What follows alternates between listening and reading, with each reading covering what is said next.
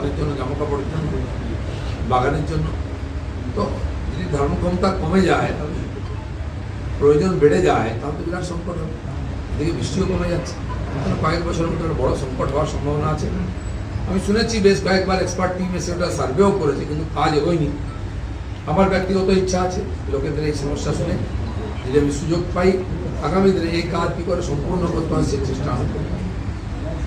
দুটো বড় কারখানা দুর্গাপুর অঞ্চলে, অনেক কারখানা বন্ধ হয়ে গেছে কেন্দ্র সরকার, আর বন্ধ হওয়ার পরে সেই জায়গায় মাটি আর সেট ছাড়া কিছু নাই। কোথাও গেলে আমাকে জিজ্ঞেস করেন কারখানা করে খুলবে কি দিয়ে, দরজাই খুলবে কি, মেশিনে নিয়ে চলবে। তার সমস্যা আলাদা, তার জমি, সেখানে জল সংকট শুরু হয়েছে। আপনারা জানেন ডিবিসি ব্যারেজ জল ধারণ ক্ষমতা কমে যাওয়ার জন্য এবারে অনেক জমিতে ধান চাষ হয়নি। আমি যখন গ্রামে ঘুরছিলাম জিজ্ঞেস করলাম যে পাশে এত সুন্দর ধান হয়েছে, অথচ আপনার জমি খালি।